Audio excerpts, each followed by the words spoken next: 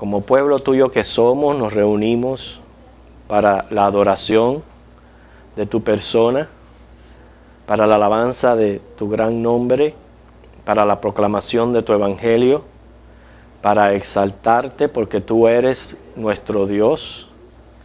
Y Señor, nuestro deseo también es aprender directamente de tu palabra, la cual, Señor, tú nos has dejado para darnos a conocer tus caminos, tus verdades y lo que tú quieres de nosotros.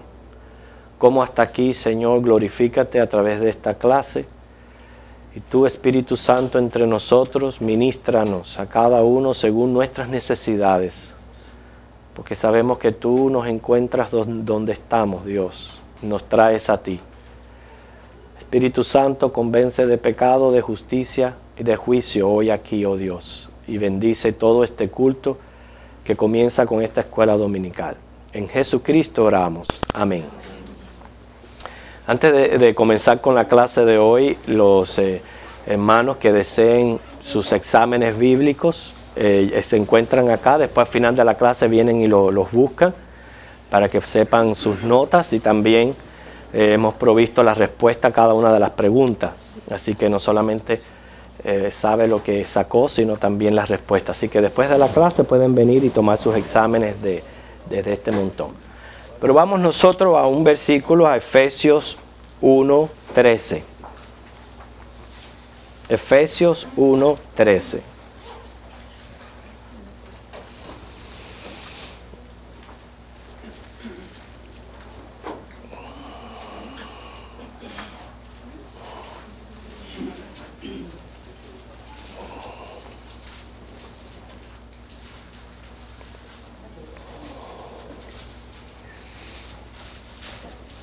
¿Ya lo tienen todos? ¿Lo leemos? ¿Okay? Juntos.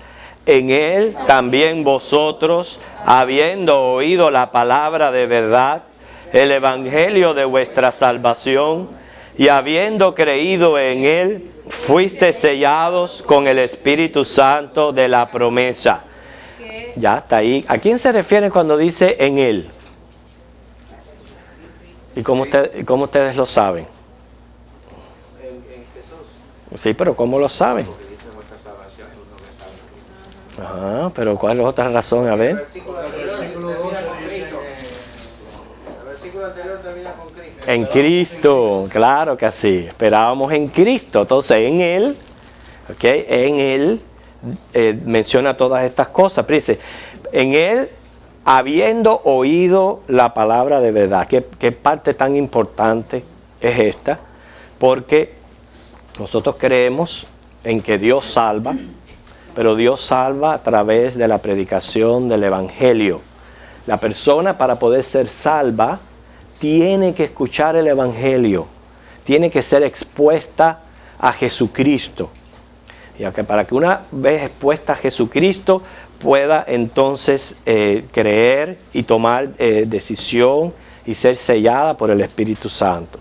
Lo que estamos implicando aquí es de que el hecho que nosotros sepamos que existe un pueblo escogido, nuestra responsabilidad es cumplir con la gran comisión, porque nadie se salva sin haber sido expuesto al Evangelio de Jesucristo. O sea, entonces, a eso se está refiriendo el próximo tema, que es la predicación en Samaria. Se va a basar en Felipe, y vamos a ver a través de su ejemplo cómo somos llamados nosotros a cumplir con la gran comisión. Así que vamos a Hechos, al capítulo 8, los versículos 4 al 25. Vamos a ver hasta dónde podemos avanzar. Hechos 8, del 4 al 25.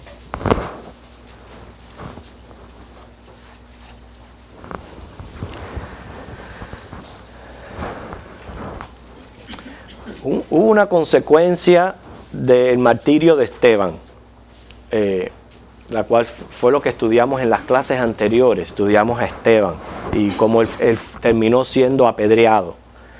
Pero hubo una consecuencia de eso, y la consecuencia es que eso prácticamente destapó la persecución al cristianismo. Primero, los judíos, de parte de los judíos, y luego vimos cómo esa persecución fue incrementándose cada vez más hasta que se envuelve también ya el imperio y el cristiano comienza a ser perseguido no solo por los judíos, pero también por el imperio. Pero comenzó primero por los mismos judíos y dice el versículo 4, pero los que fueron esparcidos iban por todas partes anunciando el evangelio. Una de las personas participantes de esa persecución fue Saulo. Se recuerdan que él activamente estuvo allí participando de todo lo que le ocurrió a Esteban. En los pies de él le traen la ropa de aquellos que apedrearon a Esteban, y él se vuelve un perseguidor de la iglesia. Y esto fue prácticamente una cicatriz en la vida de Pablo, y él lo expresa en 1 Corintios 15:9, y yo estoy seguro que con dolor dice: yo perseguí a la iglesia. Con tremendo dolor él lo dice. Y hay muchos otros versículos como Gálatas 1:13, Filipenses 3:6, 1 de Timoteo 1:13, donde él está expresando esto que él está sufriendo, el hecho de él haber sido perseguidor de la iglesia. Tenemos un versículo, el versículo 3 anteriormente, donde dice: y Saulo asolaba la iglesia, entrando casa por casa, arrastraba a hombres, a mujeres, los entregaba en la cárcel. Un versículo que generaliza lo que él hizo, pero en la mente de Pablo sí estaba cada situación, cada caso, de lo cual él asoló, metió en la cárcel, persiguió. Dice hombres, mujeres en plural. ¿Quién sabe? Pero la mente de Pablo estaba cargada de todo eso, no solamente de Esteban, pero lo que él hizo con la iglesia. Y eso fue algo que él cargó. Ahora, ¿por qué Pablo se comportaba así? Pablo se comportaba así por el celo de su religión. Era por eso. Era por eso. Pablo estaba viviendo bajo ignorancia. Sin embargo, lo que hacía, no lo hacía porque él era un asesino en serie o un criminal. No se puede considerar como un criminal. Él lo hacía porque era celoso de su religión. Y lo que pasa es que no entendía bien al principio cómo estaba Dios obrando en todo aquello. ¿Por qué? Porque dice Deuteronomio 21, 22 y 23, no lo busques, es una referencia, que todo el que era colgado en un madero era ¿qué? Un maldito. O sea, todos los judíos consideraban a Cristo un maldito, y por tanto los que seguían a Cristo también eran malditos. ¿Y sabes qué? En honor al judaísmo, a Jehová, había que eliminarlos, porque él los consideraba malditos.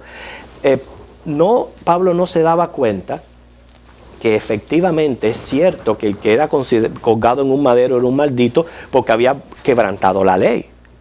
¿Okay? Era un criminal. El colgado en un madero era porque estaba cumpliendo una sentencia de muerte por algo malo que hizo. No fue por bueno, créanme. No fue por bueno.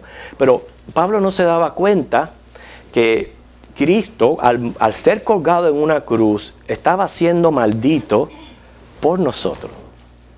Porque nosotros éramos los malditos por Dios. Dios nos maldijo por la incapacidad nuestra de cumplir la ley. O sea, al Dios maldecirnos y Cristo tomar nuestro lugar, Él era considerado un maldito, y así lo dice Gálatas. Pero Pablo no podía entender esto. Pablo no podía entender lo que había detrás de que Cristo haya sido crucificado en una cruz, de que era más bien por nosotros. Y por eso él asolaba a la iglesia. Para él el cristianismo era blasfemo, porque estaba proclamando como Mesías a un crucificado. Y eso él no lo podía ni entender ni aceptar en la manera en que él procedía en su religión. Que para él nada de esto podía provenir de Dios. El Mesías para ellos iba a venir, era un rey que venía a liberarlo, no que iba a venir a ser colgado en un madero. Ellos no podían entender eso. Entonces eso causó el esparcimiento de la iglesia, lo cual cumplía con las palabras que dijo Jesús en Mateo 10, 23. Ahora noten que aquí este versículo comienza pero. Ve, después de haber, es una conexión con el versículo 3 del capítulo 8, donde dice que a pesar de que Saulo asolaba la iglesia y los hombres eran entregados en la cárcel, pero dice que los que fueron esparcidos, ve, iban por todas partes haciendo ¿qué? Anunciando el evangelio. A pesar de las circunstancias que se vivían, la iglesia iba anunciando el evangelio. ¿Y por qué anunciaban el evangelio? Porque fue lo que Jesús les comisionó que tenían que hacer. En Mateo 28, 19 al 20, en Lucas 24, 47. Hermanos, no nos podemos olvidar eso nosotros. Como cristianos, una vez que somos salvos, nuestra misión aquí en la tierra es anunciar el evangelio. ¿Por qué? Porque hay mucha gente que se está perdiendo, mucha gente en oscuridad, en confusión, mucha gente que necesitan escuchar el evangelio de Dios. Hay muchos como Pablo, que ¿sabe qué? Están en una ignorancia, y bajo esa ignorancia de lo que es la verdad, hacen cosas obviamente pensando que son buenas. Porque o tienes una mente reprobada, mente criminal, o una mente completamente distorsionada para tú, a sabiendas, proceder continuamente haciendo el mal. No, hay gente que practica sus religiones pensando que esa es la verdadera religión, que eso es lo que tienen que hacer. Para ellos ese es su bien. No están haciendo nada malo, pero porque están bajo ignorancia. Pero entonces esas personas como Pablo tienen que venir al conocimiento del evangelio, tienen que escuchar de Cristo para convertirse. Y entonces Dios promete, dice, pasar por alto los tiempos de la ignorancia, porque una vez expuestos a la verdad de Cristo, procedieron y la entendieron. Entonces, por eso es que la iglesia, a pesar de que estaba siendo asolada y esparcida, donde quiera que iban predicando y anunciando el evangelio. Porque para esto fuimos investidos del poder del Espíritu Santo, según Hechos 1:8, para ser testigos suyos. O sea que hasta aquí hemos visto el progreso, los resultados del evangelio, siendo predicado con denuedo en Jerusalén y en toda Judea. Pero a continuación, en los próximos versículos, vamos a ver cómo el evangelio sale de estas paredes, Judea y Jerusalén, y se extiende entonces hasta la región de Samaria. Recordando Hechos 1:8 que dice, se lo saben de memoria, me seréis testigos en Jerusalén, Judea, Samaria y hasta lo último de la tierra. Que ahí vemos el ejemplo, los judíos, están involucrados estos grupos, judíos, samaritanos, gentiles. ¿Okay? So vamos a ver cómo entra el evangelio hasta Samaria. No vamos a entrar en una clase de historia del trasfondo de los samaritanos, pero por lo menos algo para entender el por qué ahora este grupo es expuesto al evangelio. Los samaritanos eran descendientes de colonos que los reyes de Asiria establecieron en Palestina después de la caída del reino del norte en el año 721 a.C. Usted puede leer más acerca de eso en Segunda de Reyes 17. Ahí en Segunda de Reyes 17 se expone todos los pormenores de esta historia. Pero el caso es que el reino del norte es llevado a Asiria, y entonces para seguir trabajando la tierra y todas esas cosas en Samaria, que la cual la hicieron capital, traen ellos colonos. ¿Y qué pasó? Ellos empezaron a mezclarse con los judíos de aquella región. Y empezó a ser entonces ya no una raza pura, sino mezclada entre judíos y samaritanos. Y por esa mezcla, ¿okay?, ellos eran despreciados por los judíos. ¿Okay? Y además que los samaritanos decían que ellos tenían un culto diferente, un lugar diferente donde adorar a Dios, que era el monte Gerizim. Así que vemos ahora en los próximos versículos, fíjense el versículo 5, donde dice que Felipe, descendiendo a la ciudad de Samaria, les predicaba a Cristo. Lo que me dice a mí es que hay veces que la iglesia tiene que sufrir persecuciones. Yo veo dos motivos por los cuales la iglesia pasa por persecuciones y tribulaciones. Número uno, para probar la fe. Nuestra fe va a ser probada siempre. Pero número dos, para esparcir el evangelio. A veces el Señor tiene que hacer eso para llevar el evangelio o la verdad a otros lugares y a otras zonas. Y por eso es que la iglesia sufre persecución. O sea que muchas veces la ira de los enemigos de Cristo han redundado más al provecho del evangelio que en su contra. Piensan de que le están haciendo un daño a la iglesia y es lo contrario. Lo que están haciendo es contribuyendo más bien a su progreso y a su avance. Y eso es lo que estaba sucediendo aquí.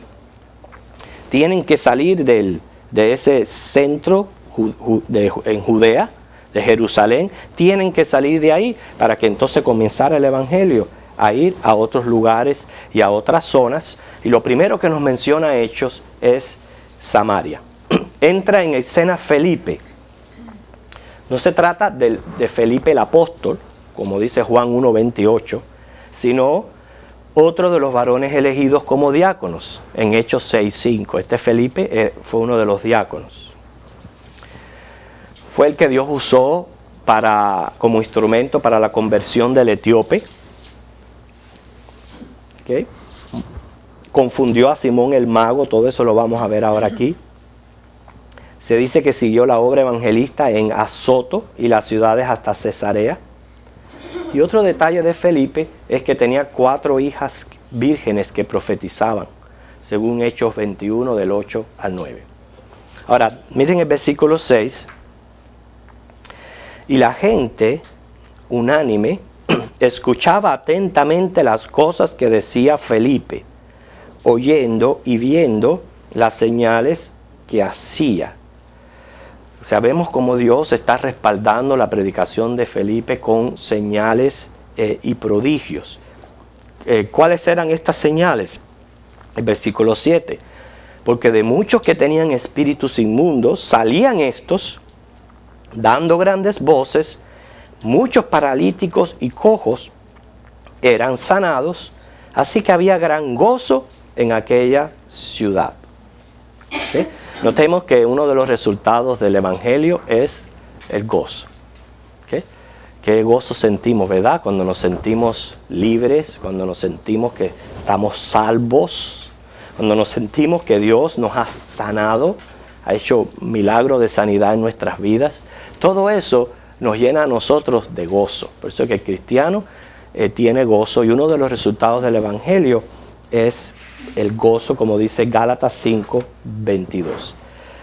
Pero ahora entra en escena Simón el mago, en los versículos del 9 al 11. ¿Okay? ¿Alguien lo quiere leer? Versículos 9 al 11.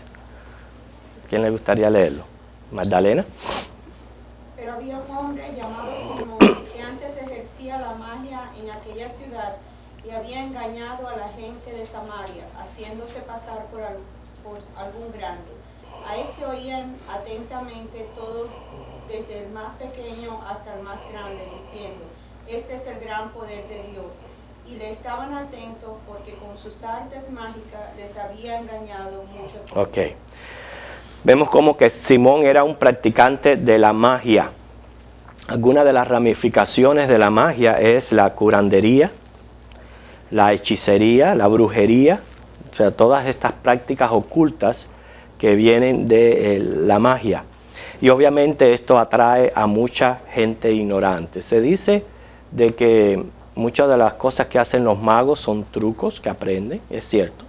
Muchos son trucos, pero yo no dudo del poder que puedan tener estos hombres en hacer cosas verdaderamente extraordinarias, sobrenaturales, extravagantes, porque en ellos está el poder del demonio. El poder del demonio dándoles la fuerza o el poder para hacer cosas que lo que dejan es atónitos a la gente. Y hermano, esto no es nuevo. Esto no solamente vemos como en estos tiempos ya estaba la magia, en nuestros días también. Hay hombres que usted los ve que hacen cosas que te dejan con la boca abierta. Y aparentemente no es nada de truco. ¿Qué? ¿Por qué? Porque reciben este poder del mismo maligno. Hay que reconocer que todo esto es paganismo. ¿Okay? Es el diablo apoderándose de esta gente para mantener la gente atraída a esto, porque a la gente les llama la atención, le da curiosidad, y mantenerlas también bajo la ignorancia. Fíjense que se hacía pasar por algún grande. El versículo 10 dice que a este oían atentamente todos, desde el más pequeño hasta el más grande. Cuando la Biblia habla así de pequeño o grande, bien pudiera referirse a edad o estado social. Por ejemplo, cuando ante el juicio final Dios dice que van a estar grandes y pequeños, no se está refiriendo a edad o estatura, se está refiriendo a clase social. Por grandes y pequeños significa gente poderosa, de puestos, como la persona que pudiera haber sido más pobre en la tierra. Dice la Biblia que todos, a pesar de sus clases sociales, van a estar en una misma condición ante el Dios Todopoderoso en juicio final. Pero en esta ocasión, grandes y pequeños puede referirse a clase social, puede referirse también a edades. O sea que pudieron haber estado niños, jóvenes, ancianos, pero de cualquiera de las dos formas, si se está refiriendo a edad, hermano, yo digo, qué triste que los padres expongan a sus hijos pequeños a estas religiones extrañas y satánicas. Es triste que los padres expongan a los niños a todas estas prácticas. ¿Okay? Porque dice la Biblia, instruye al niño en su camino, aun cuando fuere viejo no se apartará de él. Y si tú le enseñas un camino pagano, un camino erróneo, un camino malo, ahí se va a quedar el niño, y eso es lo que va a practicar cuando sea grande. ¿Okay? Así que vemos que la magia es una práctica que Dios prohíbe. ¿Okay? Busquen Deuteronomio 18 del 9 al 14.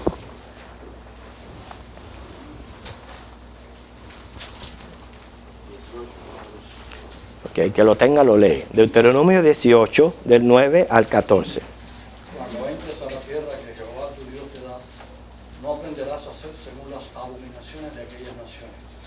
No sea hallado en ti quien haga pasar a su hijo o a su hija por el fuego, ni quien practique adivinación, ni agorero, ni sortílego, ni hechicero, ni encantador, ni adivino, ni mago, ni quien consulte a los muertos, porque es abominación para con Jehová cualquiera que hace estas cosas. Y por estas abominaciones Jehová tu Dios echa estas naciones de delante de ti. Sí, fíjate que hay una instrucción directamente del Señor con relación a todo el que practica este tipo de cuestión. ¿Okay? Y los magos no son tan inofensivos como ustedes piensan que son. ¿Okay? Entonces, fíjate, el 11 dice, y le estaban atentos porque con sus artes mágicas les había engañado mucho tiempo. Claramente la Biblia dice que todo esto es engaño porque está procediendo del diablo, que es el padre de las mentiras. Es por eso que tan culpables, hermanos, son los que diseminan estas creencias, como también quienes las creen y las practican. Y así hay mucha gente engañada en estos días también. Mucha gente que está siendo engañada por estas cosas. Por eso los cristianos desechamos todo este tipo de cuestión. No creemos en supersticiones. No creemos que alguien nos tenga que estar leyéndonos la suerte. Ni tenemos que estar escuchando este tipo de cuestión. Que la gente hoy día está basando su fe en todas estas... solamente tiene una palabra todo esto. Pura ignorancia. Sí, los horóscopos, todas estas cosas que la gente está creyendo, todas estas basuras que la gente está creyendo, eso es pura ignorancia.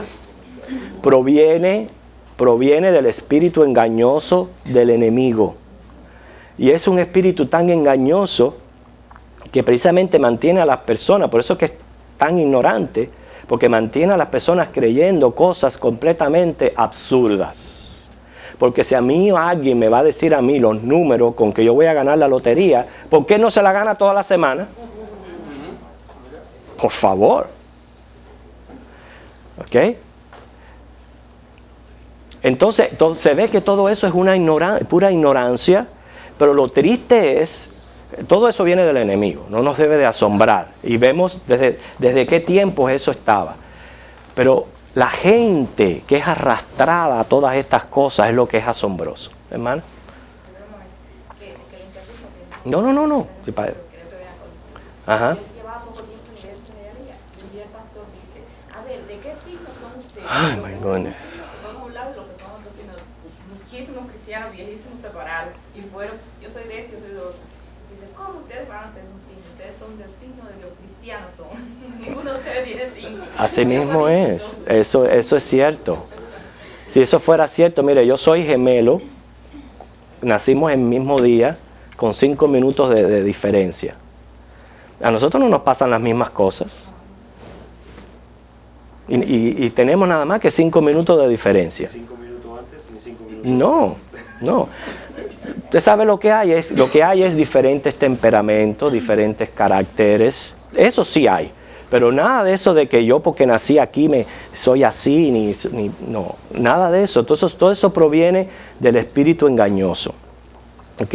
Que mantiene a las personas. Bueno, vemos entonces que Felipe se presenta con este caso en Samaria. Llega allí a Samaria a predicar el evangelio y resulta ser que tiene alguien que le está haciendo prácticamente la contra. Él proclamándose un grande y haciendo cosas grandes entre la gente y manteniendo a muchos engañados. Pero todo eso ocurrió hasta que llegó la luz del evangelio. Porque hermano, cuando entra la luz del evangelio, todas las tinieblas completamente se disipan. Cuando entra Cristo y trae a luz a nuestros ojos, todas esas cosas se acaban. Y es donde nosotros entendemos y decimos, caramba, verdaderamente cuán engañado estaba, cuánta ignorancia practiqué, cuántas supersticiones creí, cuántas cosas hice. Pero lo hermoso de Dios, hermanos, es que cuando uno viene a Cristo y viene la luz del evangelio, Dios no nos tiene en cuenta esas cosas. Los pasa por ignorante. Porque lo que le importa a Dios es qué va a pasar con tu vida desde el momento que tú recibes la luz de la verdad. Cuando Dios viene y te presenta y te dice, esta es mi verdad, yo te estoy dando luz, ¿qué tú vas a hacer con esa luz de ahí en adelante? ¿Qué es lo que tú vas a hacer? Entonces eso es lo importante de lo que está ocurriendo aquí. Noten que el versículo 12 dice, pero, vuelve a mencionar el pero, o sea, a pesar de las cosas que estaban sucediendo con Simón el mago, ¿ok? Pero cuando llega Felipe, dice, cuando creyeron a Felipe, que anunciaba el evangelio del reino de Dios y el nombre de Jesucristo, se bautizaban hombres y mujeres. Es conmovedor ver el cambio en muchas personas que han salido de estos trasfondos ocultistas. Ahora no estamos hablando de simples trasfondos religiosos, estamos hablando gente involucrada verdaderamente en el ocultismo, que han conocido la verdad, han dejado todas esas cosas y se han entregado a Jesucristo. Que eso ocurre siempre. Quiere decir que se manifiesta la misericordia de Dios para con ellos. Y aquellos que son apuntados a salvación creen y se bautizan. Pero noten el 13. También creyó Simón mismo, y habiéndose bautizado, estaba siempre con Felipe. Y viendo las señales y grandes milagros que se hacían, estaba atónito. ¿Okay? Dice la Biblia que Simón creyó lo que decía Felipe de Cristo. Nos está mostrando que la verdad siempre puede más que las tinieblas. ¿Okay? Yo no implica de que la fe de Simón haya sido genuina, porque vamos a ver lo que pasó con él. Pero lo que sí me está diciendo a mí es que la verdad de Cristo, ¿okay?, tiene más poder que los engaños de Satanás y los engaños del enemigo. Dice el versículo 14. Cuando los apóstoles que estaban en Jerusalén oyeron que Samaria había recibido la palabra de Dios, enviaron allá a Pedro y a Juan, los cuales, habiendo venido, oraron por ellos para que recibiesen el Espíritu Santo. Estos dos versículos necesitan ser aclarados, ¿ok? Para que no nos tire a confusiones en cuanto sobre todo a la doctrina del Espíritu Santo. Este gran avivamiento que estaba ocurriendo en Samaria llegó a oídos de los apóstoles. Inmediatamente que ellos oyeron, enviaron a Pedro y a Juan. ¿Por qué? ¿Por qué envían allí a Pedro y a Juan si ya estaba Felipe anunciando el Evangelio y la gente creyendo y la gente bautizándose? ¿Por qué mandan a Pedro y a Juan? Okay. ¿Se recuerdan el trasfondo histórico en ellos, donde una de las características de ellos, que ellos creían que ellos tenían que adorar en el monte Gerizim? Ellos no creían que tenían que ir a Jerusalén, no reconocían que Jerusalén era el único lugar donde se podía ir y adorar a Dios. Ellos tenían su propio lugar, su propio monte. Eso lo sabemos, se recuerdan por el diálogo entre Jesús y la samaritana. ¿Se recuerdan de eso?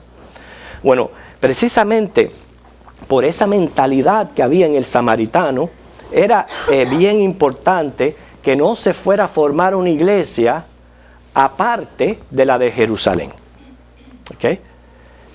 Aparte de la de Cristo, recordando que ellos adoraban en diferentes lugares. Y también el problema racial que había entre ellos, ese problema racial afectó mucho la iglesia, no solo con los gentiles, pero también con los samaritanos.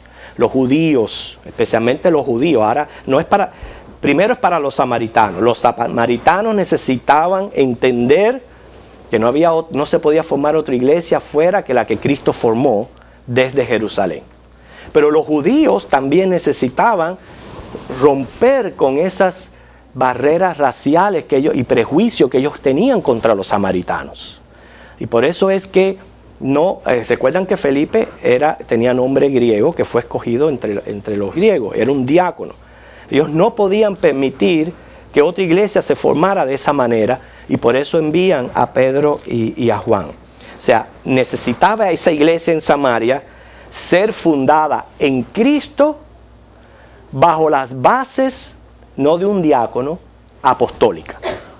Porque fue lo que así el Señor lo indicó, que tenía que ser. ¿Okay? Fundada en Cristo en bases apostólicas, o sea, las creencias que Jesús le dijo directamente a estos apóstoles para que ellos dejaran a la iglesia. ¿Entienden lo que le estoy diciendo aquí? Felipe viene a ser ya una tercera, no intermediario, sino una tercera mano, es lo que me estoy refiriendo, porque está Cristo, la base apostólica. Y entonces Felipe viene a ser un diácono, alguien de la iglesia. Esa iglesia no podía ser fundada por aquí. Tenía que ser fundada en Cristo y en base apostólica, y por eso envían a Pedro y a Juan. Requería la presencia y autoridad de los apóstoles. ¿Okay?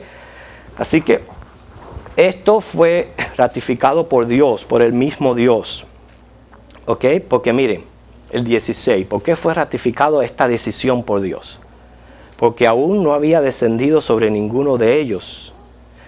Perdón, el 15. Los cuales, habiendo venido, oraron por ellos para que recibiesen el Espíritu Santo, porque aún no había descendido sobre ninguno de ellos, sino que solamente habían sido bautizados en el nombre de Jesús. O sea, ellos no habían sido, cuando decimos bautizados por el Espíritu Santo, estamos hablando de eso extraordinario que ocurrió en el Pentecostés, y que ocurrió con Cornelio y que ocurrió en Samaria. ¿Okay? Por eso que digo que estos dos versículos necesitan mucha aclaración para nosotros no tener una doctrina errónea del Espíritu Santo. Pero por el momento, al no descender sobre ellos el Espíritu Santo, quiere decir que Dios estaba ratificando lo que estaba ocurriendo, que no podía formarse una iglesia por la predicación de Felipe. Tenía que formarse la iglesia bajo bases sólidas apostólicas. Porque Jesús lo dijo claramente al entregarle las llaves del reino, ¿a quién? A Pedro. En Mateo 16, 18 al 19. Cuando Jesús le dice, le entrega las llaves a Pedro, no quiere decir que Pedro esté sentado allí en el trono, o la gente se imagina en una entrada, una puerta, ¿okay? Y que Pedro esté sentado allí y que le hayan dado a él la autoridad de dejar, de ser él quien decida si te deja entrar o no te deja entrar a los cielos. Eso no es la llave del reino de los cielos. Porque entonces por un lado está Pedro y por el otro lado han sentado a Celia Cruz. Porque si Celia Cruz dice que le den candela, que le den castigo, ese no entra al reino de los cielos. Porque no es lo que está diciendo la llave. La llave significa la predicación del Evangelio. La predicación que Cristo es el Mesías, que Cristo es el Salvador del mundo. Esa es la llave.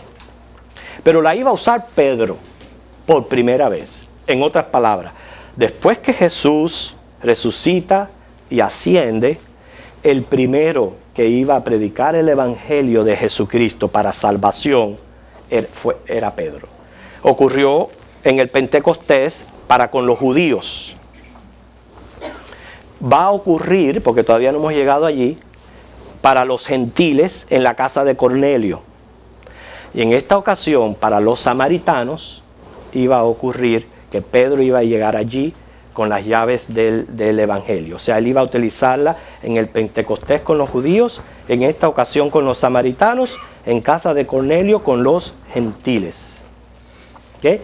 Así que estos samaritanos que edificaron su propio templo necesitaban saber que la salvación procedía de los judíos.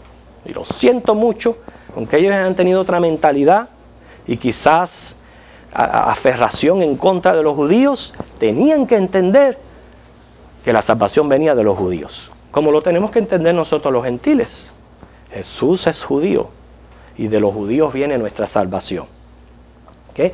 Pero esto es un caso aislado y tenía un propósito específico. Por eso no podemos, por esto, comenzar a hacer una doctrina ahora que el Espíritu Santo viene después de la conversión. Porque el caso se presta para esa equivocación. Noten que estaban creyendo.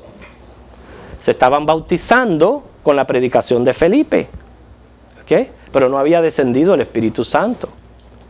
Entonces hay personas que toman esto y lo ponen ya como norma.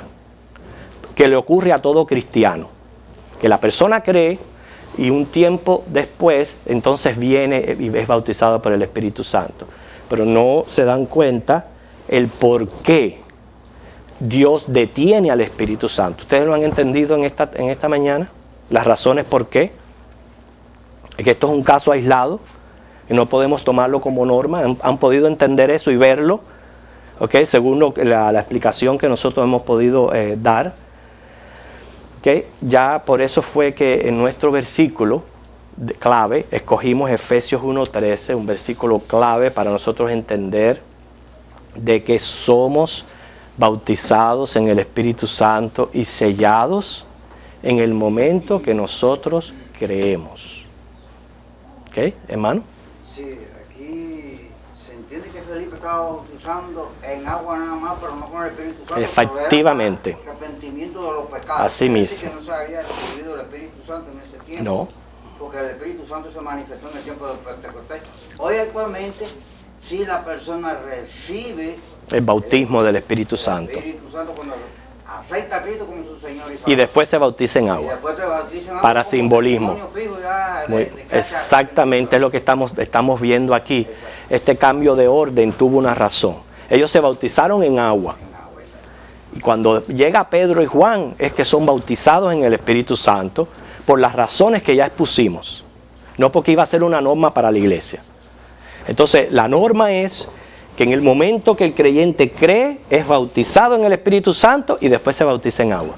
Cuando la experiencia de Pedro, para simbolismo. ¿Eh? que Pedro va a ver los gentiles si se le está hablando del Evangelio, están recibiendo el Espíritu Santo. Exactamente. Y también cuando Pablo ve los creyentes de Juan Bautista, que dicen que no habían sido bautizados todavía, entonces Pablo Ajá. y es cuando ellos reciben. Así También mismo. un caso aislado. Un caso aislado. Entonces, fíjense, dice el 17, entonces les imponían las manos y recibían el Espíritu Santo. Aunque aquí se usó la imposición de manos, tampoco es un requisito para recibir al Espíritu Santo. Es obra de Dios, no, ninguna persona ni nadie puede hacerlo. Mire, les voy a decir el porqué. En Hechos 2 no hubo ninguna imposición de manos. En el Pentecostés, cuando bajó el Espíritu Santo, allí no nadie le puso la mano a nadie. En casa de Cornelio, que lo vamos a estudiar después, no hubo imposición de manos. Sobre Saulo, le impuso las manos uno que no era apóstol. ¿Ok? O sea, mostrando que lo que sucedió en Samaria no es regla o norma para recibir el Espíritu Santo. Ellos lo entendieron en ese momento, pero ahora nosotros no podemos decir que para que una persona reciba el Espíritu Santo, alguien tiene que transmitírselo a través de una imposición de mano. Eso es un error. ¿Okay? Eso, creer así es un error. ¿Okay? Entonces, todo esto lo podemos ver claro y valía la pena aclararlo a través de esta clase. Pero vuelve el relato a llevarnos a lo que le sucedió a Simón. Ya vimos que Simón también había creído y estaba tan asombrado de las cosas que estaba haciendo Felipe que no le perdía ni pies ni pisada. Ahí estaba pegado a Felipe donde quiera que iba. ¿Okay? Pero ¿qué le pasó? Dice, cuando vio Simón que por la imposición de las manos de los apóstoles se daba el Espíritu Santo, les ofreció dinero. Ve, hay que aclarar esto porque fíjense, por la imposición de manos se daba el Espíritu Santo. El hecho que Dios la haya querido dar de esa manera en aquel entonces, ya entendimos el propósito por qué, pero hay otros casos en la Biblia donde se recibe el Espíritu Santo sin la imposición de manos. Quiere decir, eso es como dice el hermano, una obra soberana de Dios, de que Dios sella con su Espíritu Santo a quien Él quiere salvar. Es que nadie puede manipular el Espíritu. Nadie puede. ¿Okay? Entonces vemos aquí uno de los primeros casos de apostasía. Que cuando la Biblia puede hablar de incrédulos, ustedes saben quién es un incrédulo, ¿no? Un ateo, alguien que no cree. Dice el necio en su corazón, no hay Dios. Pero la apostasía es diferente. ¿Okay? Porque ya la apostasía son personas que gustan, fíjense, gustan, ¿okay? No quiere decir que, les voy a dar, para mí esto es un ejemplo, no es lo mismo que te den a probar, que tú te comas un plato entero de una comida. ¿Okay? Gustan de los dones espirituales, pero no son verdaderos hijos de Dios. ¿Okay? Quiere decir que nunca fueron de Dios, pero gustan de los dones espirituales. ¿A qué me refiero? Entre nosotros puede haber gente porque por alguna razón profesa fe, cree, se bautiza y nunca ser de Dios. Nunca nada de lo que hizo fue genuino. O lo hizo porque es su costumbre seguir ritos religiosos, o porque lo vio en otra persona, o por emocionalismo, o porque está buscando, pero todavía no ha encontrado. Nosotros hemos tenido casos, que Dios tenga misericordia de ellos, de personas que han hecho eso y a poquito tiempo han dicho, yo regreso a mi espiritismo y a mi brujería, porque a mí me iba mejor cuando yo era brujero y era... Nosotros hemos tenido casos en esta iglesia. Quiere decir que el caso de Simón el Mago no es extraño, ni no quiere decir que no ocurre en los días de hoy. Nosotros tenemos casos que han ocurrido en esta congregación, personas que yo he bautizado y después han salido con eso. Son personas que gustan los dones espirituales, pero nunca son de Dios. Y eso lo menciona Pablo en Hebreos 6, 4 al 6. ¿Alguien que lea ese versículo? Hebreos 6, del 4 al 6. Porque es imposible que los que una vez fueron iluminados y gustaron del don celestial y fueron hechos partícipes del Espíritu Santo, y asimismo gustaron de la buena palabra de Dios y los poderes del siglo venidero, y recayeron, sean otra vez renovados para arrepentimiento, crucificando de nuevo para sí mismo al Hijo de Dios y exponiéndole al vituperio. Okay. Quiere decir que una cosa es que a ti te presenten el Evangelio de Cristo, ¿no? Que te digan, Cristo murió por tus pecados, Cristo murió para darte vida eterna, y que tú rechaces eso, que no te importe y que sigas por tu camino. Una cosa es esa, y otra cosa es hacer una profesión de labios solamente, obviamente sin haber sido regenerado por el Espíritu Santo, y decir, sí, yo creo en Cristo, y sí me bautizo, y sí hago esto y lo otro, pero como nunca fue genuino, llega un momento que se aparta. Entonces esa persona viene a un estado peor, porque entra entonces en lo que se llama la apostasía. Después de haber sido iluminado con la verdad, deja la verdad por la mentira. Entonces eso es lo que se llama apostasía, con un peor grado de condenación. Y eso era lo que estaba ocurriendo en la vida de este hombre. Simón pensó que podía comprar el don de Dios. Fíjense el 19. Diciendo, dame también a mí este poder para que cualquiera a quien yo impusiere las manos reciba al Espíritu Santo. Y se vio que lo quiso comprar. Cuando el 20 dice, entonces Pedro le dijo, tu dinero perezca contigo porque has pensado que el don de Dios se obtiene con dinero. ¿Okay? Simón pensó que podía comprar el don de Dios. ¿Para qué quería el poder? Para seguir con sus pretensiones egoístas. Porque acuérdense que él llegó a ser considerado un grande. Llega Felipe y aparentemente era más grande que él, porque la gente lo dejó a él para seguir a Felipe. Y él todavía seguía en sus pretensiones egoístas y quería volver a tener aquella atracción, que lo trae es el orgullo personal del hombre. Pero a Dios nadie lo engaña, Él escudriña los corazones, y por eso Pedro le habla de esta manera. A esto del comprar el poder se le conoce como precisamente simonía, lo cual es la intención de comprar o vender privilegios eclesiásticos, como es la venta de oficio.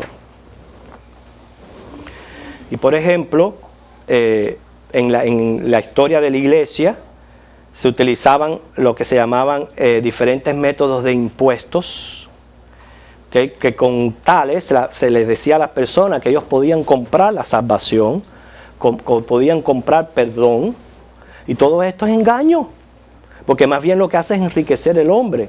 ¿Por qué todo esto es engaño? Porque nuestra salvación es por gracia, es un regalo de Dios gratuito, porque el pago de nuestra salvación no era con dinero, era con sangre, y quien pagó esa salvación fue Cristo, para que nosotros no tuviéramos que pagar ya esa salvación. Cuando Martín Lutero entendió esto, por eso fue que él se rebeló de la manera que se rebeló contra el sistema religioso del momento. Cuando él entendió, como decía Pablo en Romanos, el justo por la fe vivirá, y que ya él no tenía que estar haciendo todas aquellas cosas que él hacía por tratar de comprar o mantener la salvación, él se asombró de manera tal que se rebeló contra él. Por eso que está hoy el día el protestantismo. ¿Por qué? Porque estaban los anatas, las colaciones, las reservaciones, las esperanzas. Cada vez que le menciono esto, es un método de impuesto que aplicaba el sistema religioso para poder mantener a la gente engañada. Las dispensas, las indulgencias, las recomendaciones, el jus spoliorum, los diezmos, impuestos especiales. Y también se practicaba el nepotismo, lo cual es poner a un pariente en un lugar prominente. La iglesia llegó a caer en esto mismo que cayó Simón, pensando que el poder se podía comprar con dinero. ¿Okay? Así que volviendo al caso de Simón, los apóstoles los reprenden, le instan a arrepentirse. Fíjense, 21, no tienes tu parte ni suerte en este asunto porque tu corazón no es recto delante de Dios. El 22, arrepiéntete, pues de esta tu maldad. Ruega a Dios. Ok, y me interesa esta parte. Si quizás te sea perdonado el pensamiento de tu corazón. Fíjense, arrepiéntate y ruégale a Dios para ver si quizás, lo que estoy refiriendo, en esto no hay poder en nosotros. Dios es el único que te puede dar poder para arrepentirte de verdad, de corazón. Y te pídale a Dios, si tú no puedes creer, si tú no puedes arrepentirte, pídale a Dios para ver si Él te da a ti el poder para que tú puedas arrepentirte de corazón. Eso es lo que le está diciendo Pedro aquí a Simón. ¿Por qué? Porque eso nos viene de la gracia de Dios. No solamente la salvación en Cristo, sino el poder de yo arrepentirme, de cambiar mi vida, de entregarme, todo eso viene del cielo. ¿Okay? Dice el 23, porque en hiel de amargura y en prisión de maldad veo que estás. Fíjese, en prisión de maldad. Por eso que la apostasía es el peor estado que pueda caer un ser humano. Porque viene a ser una cárcel espiritual, donde a la vez que tú caes ya tú no puedes salir de ella. Por más que quiera no puedes salir de ella, porque el salir de ella viene de Dios. Y si Dios no nos da ese poder de arrepentirnos, ahí nos quedamos. Y en prisión de maldad estás. Estás de manera tal atrapado en tu maldad que tú mismo no te puedes liberar. Tienes que pedirle a Dios para ver si en su misericordia, porque Él tiene misericordia del quien Él quiere tener misericordia, te da a ti el poder de poder salir de esa cárcel de maldad. Por eso dice, respondiendo entonces Simón dijo, ¿ve que esto es algo que no puede hacer él? Él sintió que su incapacidad, cuando es expuesto a su problema, dice, rogad vosotros por mí al Señor, para que nada de esto que habéis dicho venga sobre mí. Y ellos, habiendo testificado y hablado la palabra de Dios, se volvieron a Jerusalén. En muchas poblaciones de los samaritanos anunciaron el evangelio. No se puede asegurar si Simón verdaderamente llegó a, si Dios le dio ese poder de arrepentirse. Eso no se puede asegurar, no lo menciona la Biblia, ahí lo dejó a la incógnita. No se sabe cuál fue el futuro de Simón. Dios sí lo sabe, si verdaderamente él llegó a arrepentirse de toda aquella maldad. Pero lo que nos enseña claramente es que no nos hacemos hijos de Dios, sino que somos hechos hijos de Dios.